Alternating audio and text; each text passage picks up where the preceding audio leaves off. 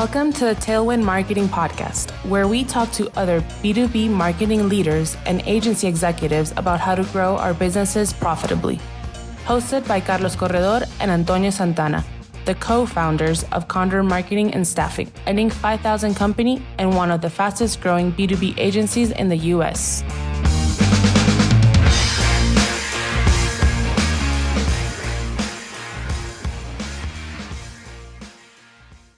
This episode is brought to you by Condor Marketing and Staffing Agency. Are you hiring people to make money or making money to hire people? Most marketing agencies struggle to increase profitability.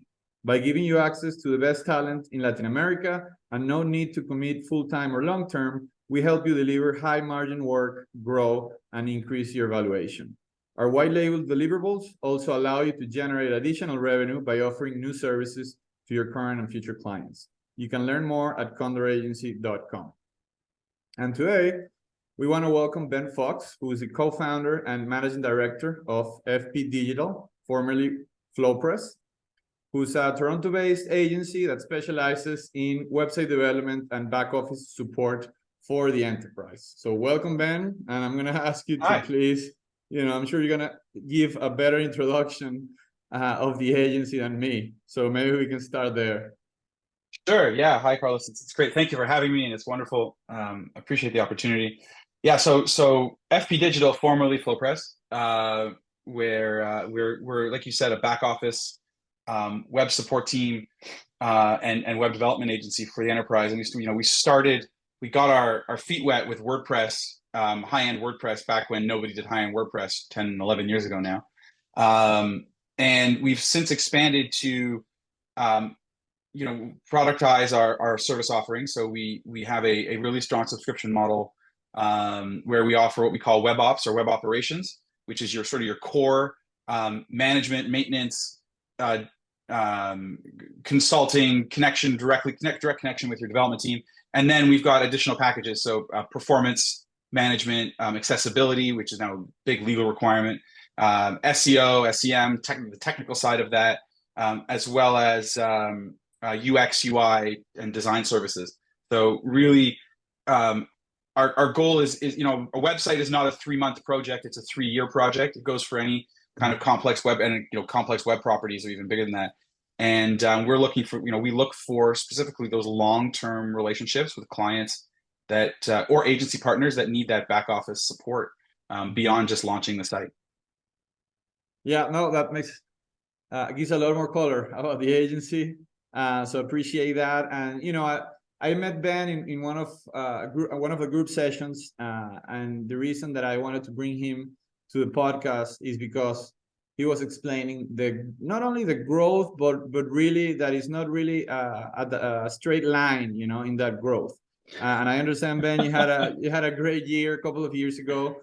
Then 2022 was a little humbling, but then things got back on track this year, thankfully. Yeah. So could you walk us through that time?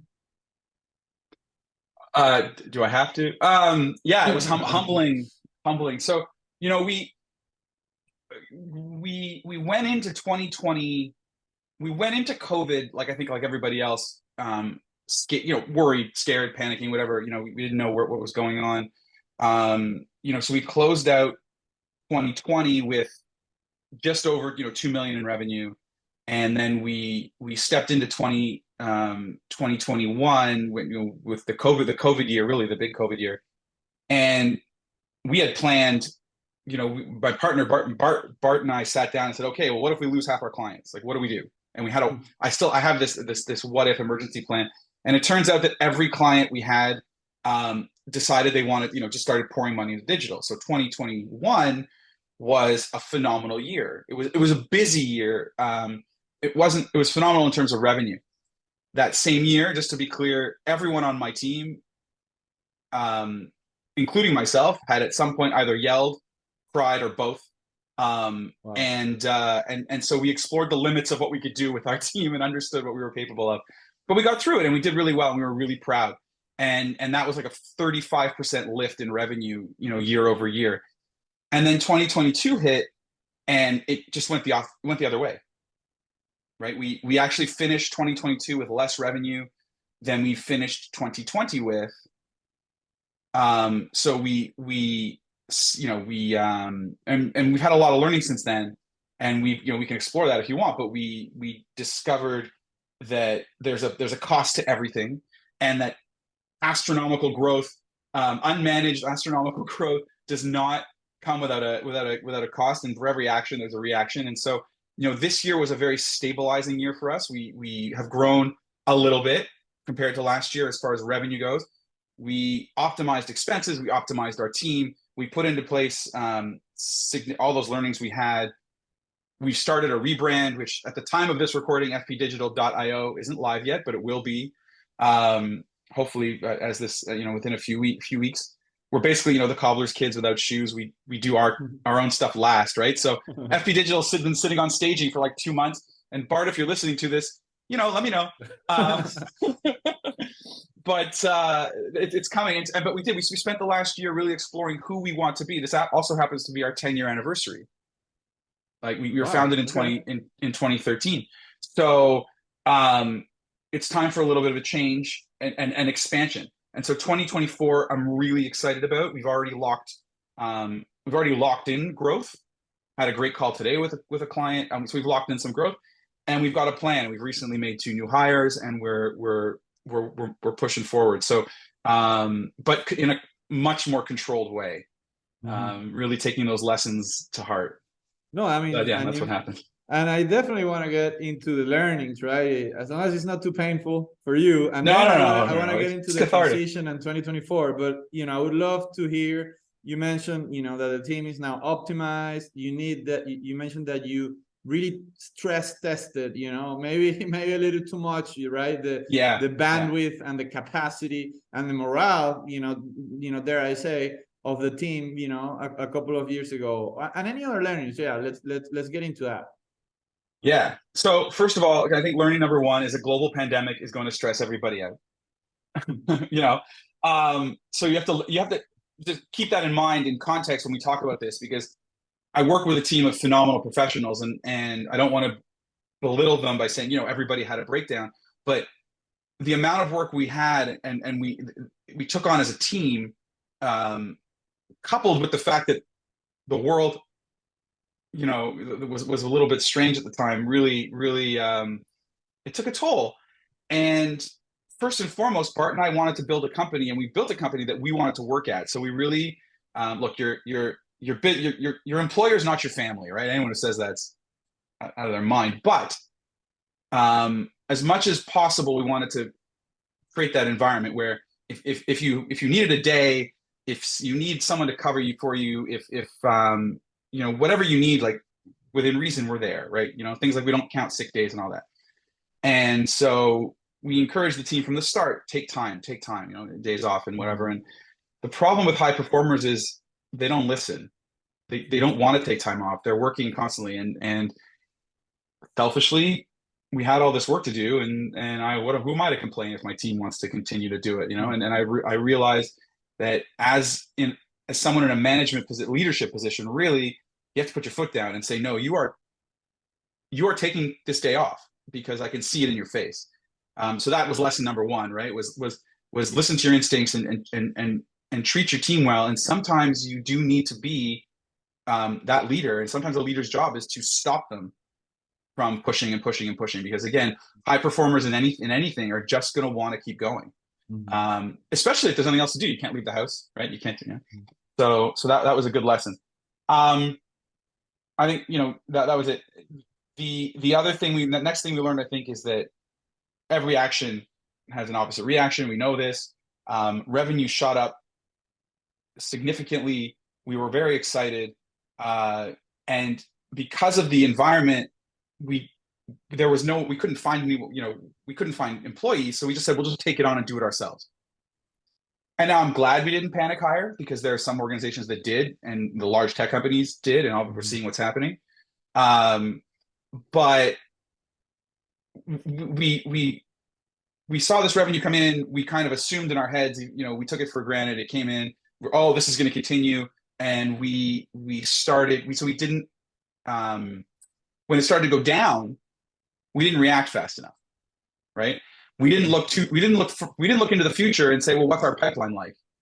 As much as we should have. We kind of had those conversations, but we were so busy just managing what we had that the business itself took a back seat. And so keeping an eye around and that was my failure. 100% on me. That's my job as managing director, CEO, whatever you want to call me, ops guy, is to peek around that corner and see what's coming up. And I didn't even, it's not that and it's not like I was sitting around doing nothing. We were so busy that it didn't matter. We didn't have to worry about sales. That's really my job, because I was taking on account management, project management, whatever had to be done, ordering food for the team, whatever needed happening, because we were that busy, and celebrating all this amazing revenue that was coming in, right? So that was a lesson learned, and that won't happen again. Also, I want to say that when we got into 2022 and the pipeline wasn't there, we didn't want to let anyone go. We have this great team, which is valued, by the way, not to reduce people to numbers, but they're valuable in and of it. To have a team of very talented people is hard to do, and we're very proud of them and how long they stay with us. But we didn't want to let anyone go, and that was a cost, because and I think we assumed the work would come back, and it has. It just came back slower. It took us time to find our feet again. So we took a hit. EBITDA took a hit, and revenue, bottom line, everything took a hit. And with it, morale. And then, of course, the other thing is we had this massive quick shoot up, and so it snapped back, and so team morale went the other way. The elation went away, and once everyone relaxed, they realized, oh crap, there's very little work on. So the net positive out of that is we said, you know what, we have this extra capacity now. Let's work on our internal tools. And this year we launched what we call Project Backbend, which is our internal dashboard system, which is incredibly fast and amazing. Basically it consolidates all of our tools, Teamwork, New Relic, Git, all kinds of whatever, I'm not a dev, but all kinds of development and management tools into one dashboard for the team. And we had explored purchasing something off and on, and we realized to build it ourselves. So we had time to do that. We had time to talk about a rebrand. So putting that extra capacity into positive energy and positive things has really been, again, because we started doing that in the middle of 2022, we started pulling out of it. 2023 was a great year, was a good year, and 2024 will be phenomenal. What else did we learn? And then I'm sure we'll get into, what our business development strategy is, but because our business development strategy is partner-based, and which means that we rely on our partners to help feed us a lot of our work, a lot of our leads, their warm leads, their referrals. And I'm not out there cold calling. It's never been my style. When COVID hit, the work shot up, but the new leads dried up. Right, the referrals dried up, and I wasn't traveling anymore. Whereas I used to go and work from my partner's offices for a week or 2 weeks at a time, more before I had kids, even more during COVID. Nobody was going anywhere. And so those handshakes weren't happening. It's not like, and we try and stay in touch, but everyone was so busy that those partnerships got stale. And I've spent much of 2023 reigniting them. At the end of 2022, we did this like whirlwind. We went to Chicago, San Francisco, Los Angeles, and Austin, Texas, in the course of like 4 weeks, just to start, getting going again. And but getting that engine going again, was that tough. And I forgot. And I guess in the beginning, when you're really pumping at the beginning as an entrepreneur and there's nothing to lose, you don't feel it as much because it's fun because you're just going. But when the pressure is on and you've got a team to pay and payroll to make, man, were those hard weeks. So I'm glad we did that. But that was another lesson, was it's the, and I'm not that smart. It's the all of your eggs in one basket situation, right? We have these relationships and they were doing really well and we were the size we wanted to be, and went away, and through no one's fault. And so for all those reasons, 2022 snapped back, and then budgets went down. Everybody spent what they wanted to spend. Sorry, it wasn't that budgets went down. It's that all the priorities that were left over that got eaten up in 2021, we did everything. So when 2022 came around, they were like, well, we haven't opened any new stores, or we haven't done any new initiatives. These I'm talking about my clients. So we have nothing really new to give you for 2022. There's no new work, no new websites, no new apps to build. We'll get back to you. And the lesson there is, and not to toot our own horn, but our subscriptions saved us. Our relationships with our clients, the fact that we insist that our clients sign on with us for the long term, is what really maintained us. Now, it's not just that they were contractually obligated to us. It's that because we have these contracts, we have built these relationships, these deep relationships with our clients. And so when they said they had no problems just continuing the status quo, paying their web ops bills, paying their performance bills, there was still work to do, their retainer bills. But we saw it when 2023 came around and everyone found their footing. Now projects started coming back, right? And we really got a strong look at what we look like, sort of as, when the tide goes out, you get to see who's wearing pants or bathing suit, I guess. And thankfully, we weren't naked, right? We had these contracts, and so we were okay. But the lesson there is really, if I'm talking to anyone that's getting started, it's an agency is all relationships. It's all relationships, because at some point in that relationship, you're going to look across at the table at your client, and you're going to look at each other, and you're just going to agree. They're going to agree to keep paying you, not necessarily because there's anything to do at this moment, but the value you bring just by being at the table. Mm-hmm. And thankfully, I'd say 80% of our clients recognize that. We did lose some clients and we gained some clients. This is what, attrition, what happens. But thankfully, we're blessed with those clients that are at our core that recognize the need for us. So that was also a great lesson, good and bad. Yeah, it's we actually went through not only the same, let's say, roller coaster, but because of some of the similar reasons that you're mentioning, and I would say, just taking growth for granted was one of them, and definitely when that didn't happen, as I mentioned before, it was humbling for us. It forced us to do much better financial forecasting, put a lot more effort in sales. Unfortunately, or fortunately for you guys, it sounds like you survived the negative swing without having to cut staff. We weren't able to do so. We had to let some people go, and it's always heartbreaking to yeah. But at the same time, it forces you to start doing things that you were not doing either, right?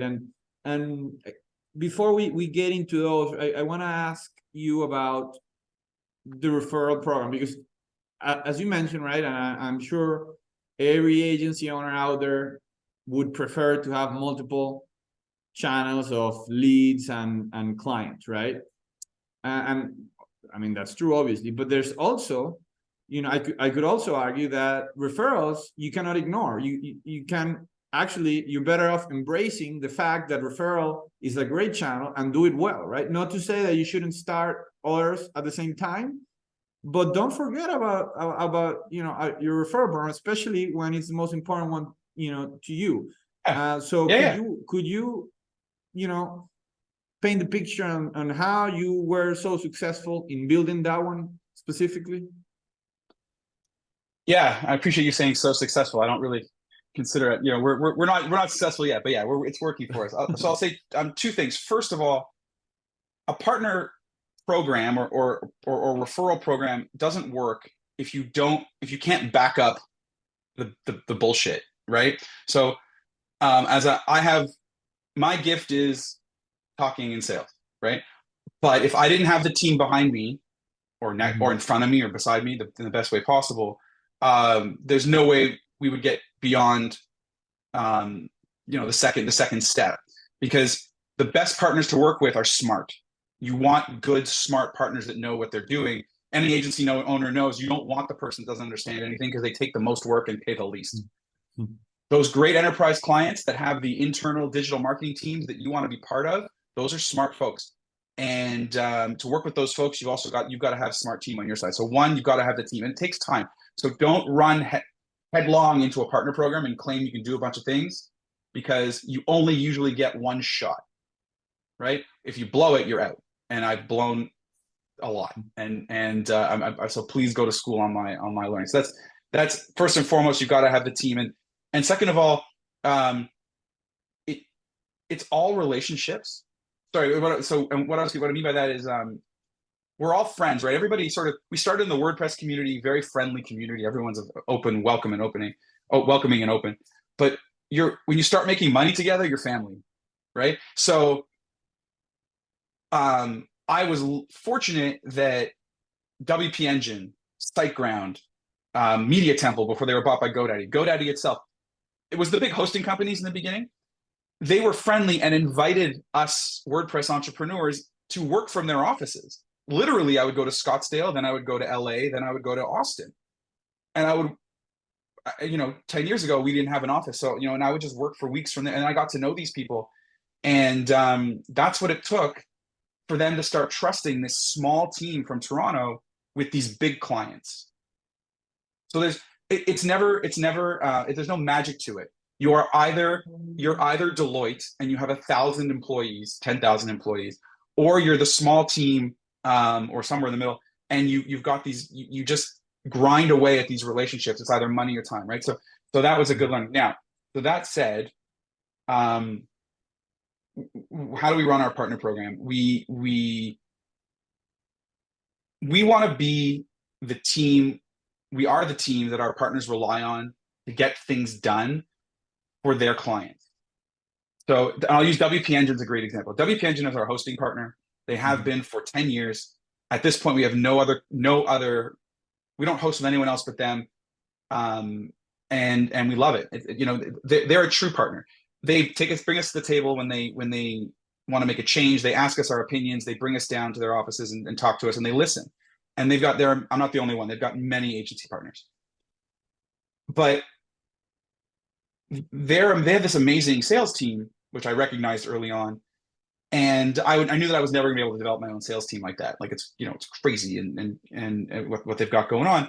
So I latched on and said, look, you want to close these big enterprise deals. If any of these deals get stuck because the Fortune 500 you're trying to sell doesn't have the web support they need to push, somebody recognizes they need new hosting, but the website's garbage or whatever, call us. We'll help you. We'll do whatever we can, right? We'll do discoveries, we'll do evaluations, because we're just as hungry as you are. And I just kept reminding them, we're hungry, feed us, let's go. And they finally trusted us with one, and we delivered. And that client has been a client of theirs now for 8 years, and is a high-paying client for them. And we have their back, and they have ours, right? And so that's the attitude we take with our partners. It takes time to develop that trust. Mm-hmm. Although I wish it took less time, because I know they can trust me. But what do I tell people? I like to tell new agency partners that we're like the guest at dinner that thinks we're already part of the family. Like, we're going to come with opinions. We're going to tell you about the wallpaper, whether in the bathroom, because we live here now, right? We're a family. And some people are off-put by that, so I warn them in advance that my team takes this personally, that we know what we're talking about. You're hiring us because we know, and we've got you. Right? We're not going to screw you over. We're not going to go and try and feed, your work to someone else. That said, always sign a contract, trust but verify, right? So if a partner is bringing us a lead, or we're bringing one to them, we make sure we put in writing, whatever the share is.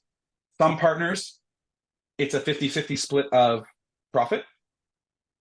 So, for example, we don't do Salesforce integrations internally. Not something we do, but we have a great partner called CloudLoop, and they do a phenomenal job. And these are people we've known for 10 years now. And so we're okay sharing. We're open. Here's what we're making. Here's our margin. Here's our costs. And then all the profit goes into a pool and we split it. Mm-hmm. And nobody worries, because but that takes time. So that's one approach. Another approach is straight off the top, a percentage of revenue. Right? Straight. We all know how that works. That's another one. we also have larger agency partners that will come to us and have in the actually in the last few months have said to us, we have a client, they're only spending 100 grand a year, right? It's not worth it for the agency to maintain this client, at $500 a month, hoping that they'll come back to them with the $250,000 build, right? So they offload them to us. We get the retainer and the web ops contract. And the agreement is when said client comes back to us and says, okay, it's time to rebuild the site, we bring that agency that referred them in and say, okay, well, they're papa on this, and we're going to help where we can. And those agencies tend to be branding agencies, design agencies, things that we don't really do internally or not experts in. And so it works, and we get to be at the table, which means we get to make sure, as anyone who runs a web agency knows, you really want to be at the table from concept, because you don't ever want to be handed Figma designs that don't match the SOW that you agree to the client. And all of a sudden there's features there that were never supposed to be there and whatnot. So you really want to be there. And so that's what we strive for. And it's kept us small, not in a bad way, but growing a business like that takes time. But what it also does is it sets a really strong foundation. Now, we saw, again, over COVID, it hurt. I didn't have a ton of leads. I didn't have an outbound sales engine. So that we got stuck with. We got hurt there. And I've learned that lesson. And that, with this rebrand, we've created 6 new decks. This outbound sales program we're going to do next year is going to be great. John Morris, right? It's been wonderful. The mastermind group we're in, really trying to learn from all your expertise and everybody. But anyway, yeah, a partnership. I don't really call it referral. It's a partnership program. We're in it together. We're family in the way that we're making money together. Mm-hmm. Yeah, it's sounds like, invest to build trust is one of the keys. Transparency is another one. Win-win agreements, it's another one that I think it's often overlooked.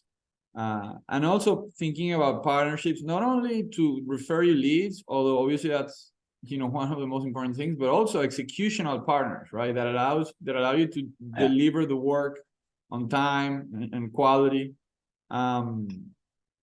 And one of the things that you mentioned towards the end that I've heard before is that you don't need a lot of partners, right? And you want to focus on a few partners. It's like you cannot have 100 best friends, right? A handful of best friends is really what you need, right? So and building a best friend it doesn't happen overnight. It requires being a right fit and putting a lot of building that trust. So it sounds like that's what has been happening, at least for your. I'll warn you, in any great relationship, they take time to build and they're so easy to kill. Right? One dishonest mistake, one moment of greed, one moment of you really speak from experience. And I won't go into that now, but over drinks, I'm happy to tell anybody, I'll share that. I have had my share of screw ups. They were benevolent. They were honest mistakes, but because you're in Chicago and I'm in Toronto, and we can't look each other in the eye, you've got to be super careful, especially in the beginning. You got to be careful. There can't be any, and so you really have to. That transparency is important. It's also, by the way, easier. Telling the truth is just easier, right? You don't have to keep track of what you quoted to this person and this person, and our costs are our costs, and if we're sharing our costs with you, then here's the paperwork. Thanks for sharing those about partnership program and the other topic that I wanted to get into, Ben, is now, a lot of times we often say as entrepreneurs and in particular agency owners, what got us here won't get us there. You were explaining that the great work that you've done, right? And from what I hear, it sounds like if you'd have to say the number one key to where you are today is that you're great at what you do, and over time and also honest while you do it, right? And over time, clients, you build that trust, right? And then, clients want to keep you there, keep you close, right? However, you also said that, again, growth won't happen by inertia, right? So you have to, start trying different things, to get to the next level. What are some of those things that you have either tried and they have worked, or they haven't worked, or some of the things that you have in mind to do, especially next year, to reach that next level? It's a good question. I think things that we've tried, I think I mentioned, and that I will continue to do, as much as possible, investing in face-to-face, investing in shaking a hand. So flying, and I'll say that 60-70% of the time I go to meet someone in person, it doesn't really turn into much other than I have a new friend who's also an agency owner, right? Mm-hmm. But you always come out of those conversations with something. So invest. That's the best investment you can make: a plane ticket, a train ride, a car ride, whatever, to go and shake a hand, have a meal. I have literally invited people to have Friday night dinner at my parents' house. Like I've had, right, especially back before I was married and before I had my own home and all that. My mom's a great cook, and so if I really wanted to impress a VP, they came to Friday night dinner at my mom's and at my parents, and it worked. It works. And it's like, hey, like, you're literally, I'm bringing you in because I need you, and you need me. So personal relationships to me are number one always. I think beyond that, don't underestimate the power of LinkedIn. You have a bigger network than you think you do, and and people on that network have a network. And I love LinkedIn because it's not Facebook, it's not Twitter, Instagram, it's not generally not full of garbage. It's people talking about their professional careers and whatnot. So that's really awesome. To that vein, we haven't had a lot of success with like Zoom Info or any of those systems. But I don't know, they exist, so they must work for somebody.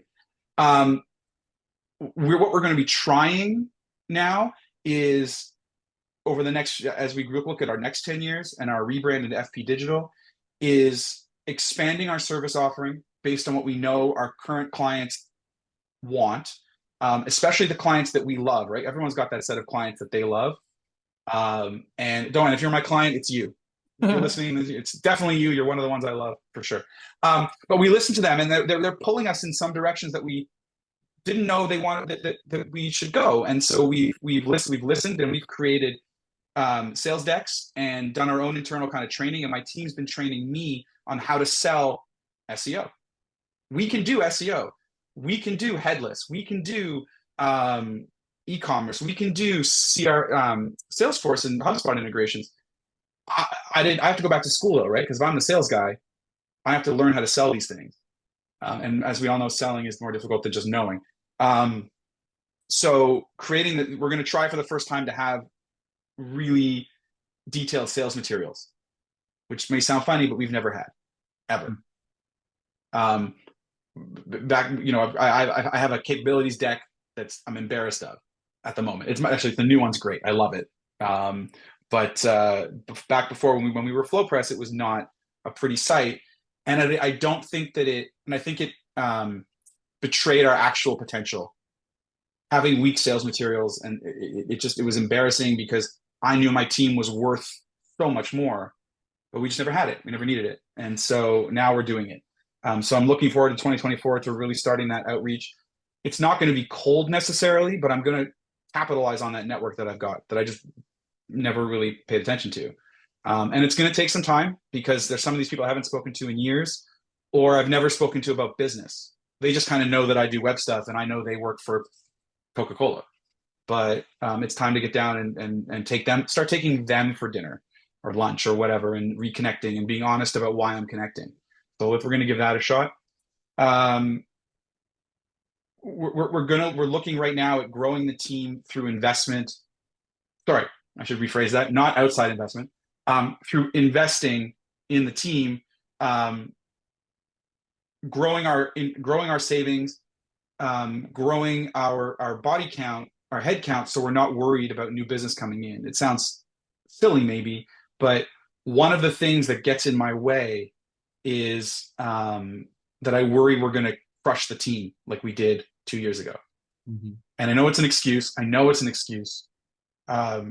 But it's one of the things, I joke, we have two Barts, right? There's the we don't have enough work to do Bart, and the we have too much work to do Bart. And there's no middle.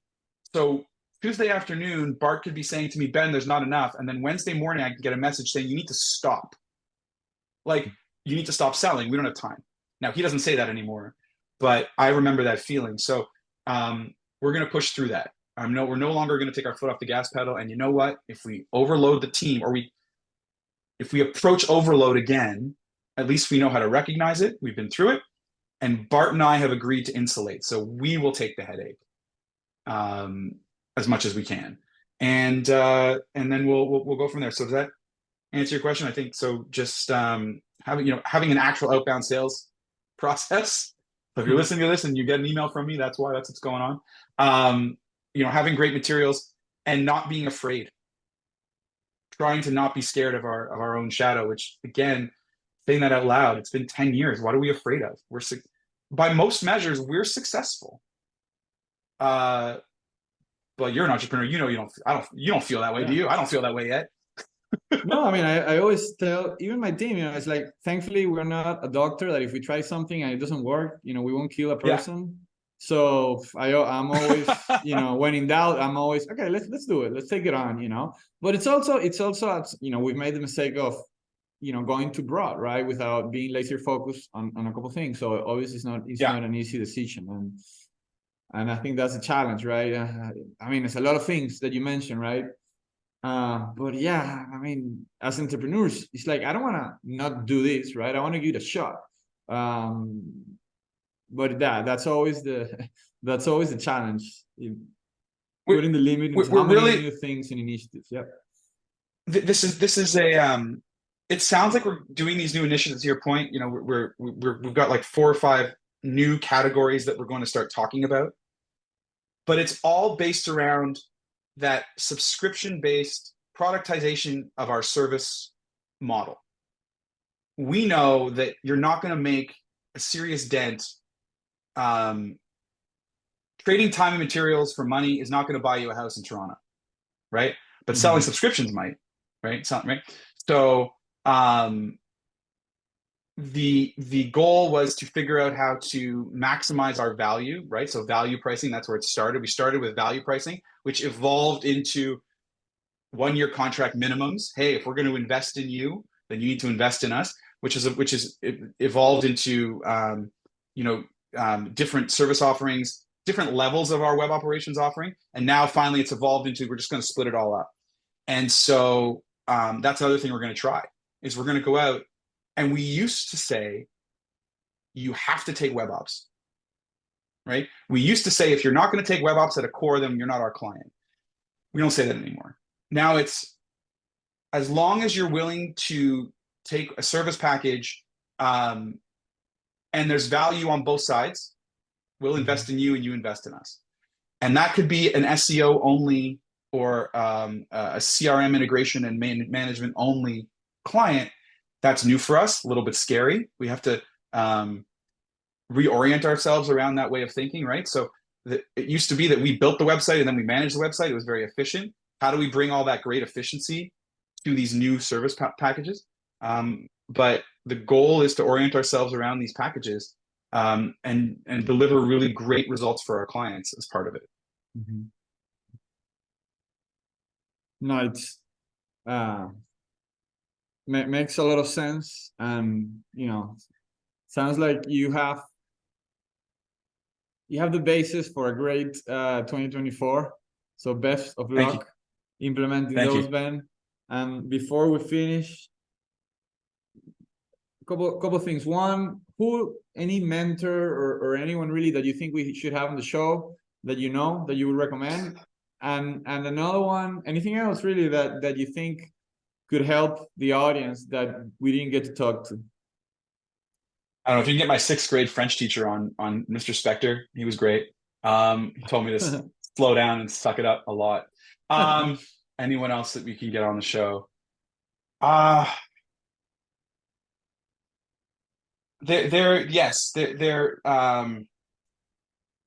There's an agency owner, Spencer Saunders from Art and Science in Toronto.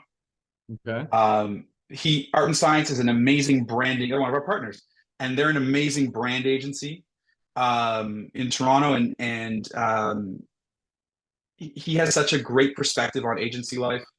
He's built a big agency. He also experienced a similar roller coaster, but at a higher level, right? So his numbers would scare me because they're, orders of magnitude more successful than us. But I would talk to him for sure. And I would, I'm trying to think who at WP Engine to, maybe Zane Meeks.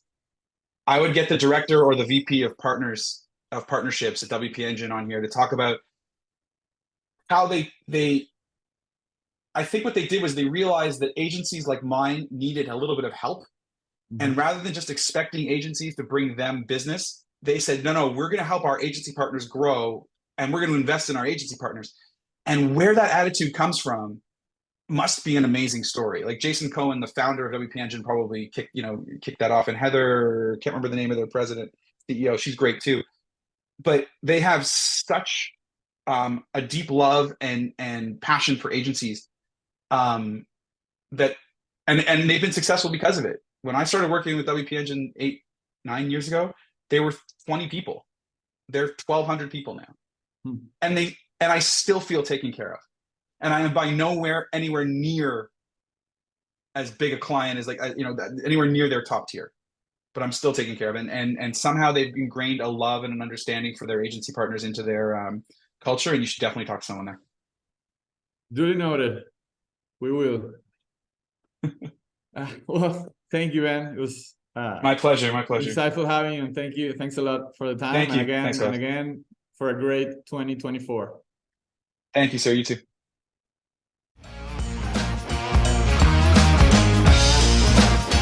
Thanks for listening to the Tailwind Marketing Podcast. If you enjoyed it, remember to subscribe for future episodes. Until next time.